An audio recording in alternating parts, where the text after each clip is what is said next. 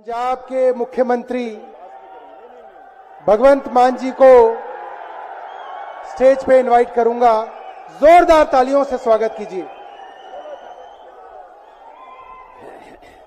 बहुत बहुत धन्यवाद, बहुत बहुत शुक्रिया। सबसे पहले इंडिया गठबंधन के सभी वरिष्ठ नेताओं का, सीनियर नेतागण का मैं बहुत तहेदिल से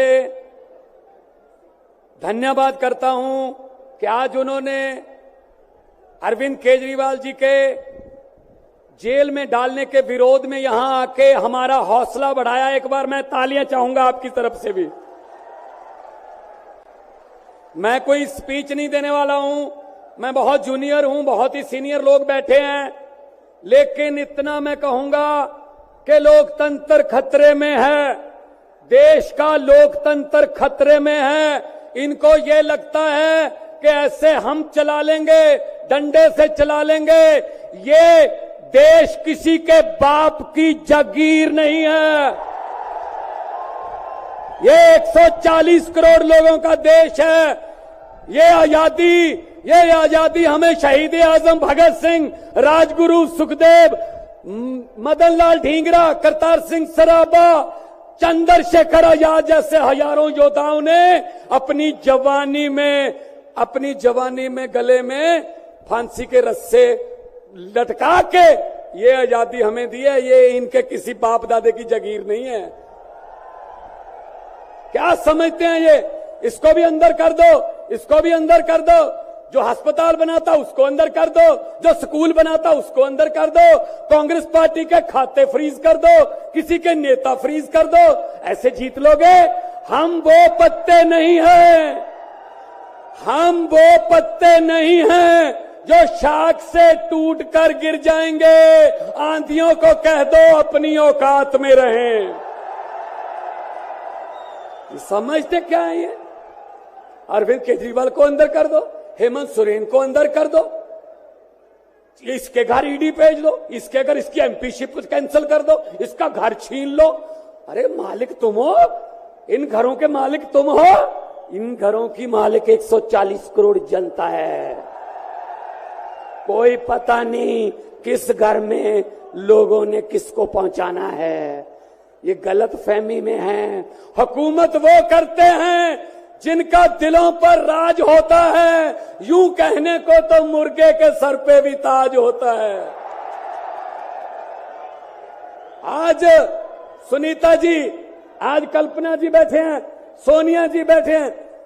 मैं नमस्कार करता हूं, नमन करता हूं कि इन्होंने इतने दुख झेले, इन्होंने क्या क्या नहीं देखा अपनी जिंदगी में, आंधियां तूफान झेले, लेकिन फिर भी इतने हौसले वाले बैठे हैं और आपके साथ है। आपका प्यार जो है सबसे बड़ी ऑक्सीजन आपका प्यार है। ये तालियां किसी को ऐसे नहीं मिलती।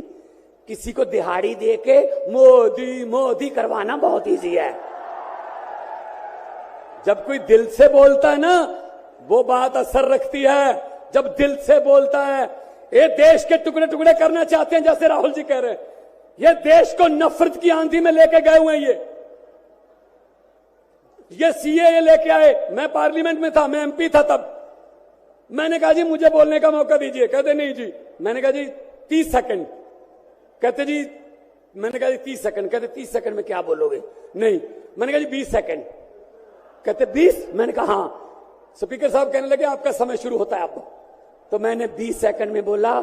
मैंने कहा लंबे सफर को मीलों में मत बांटिए, कौम को कबीलों में मत बांटिए।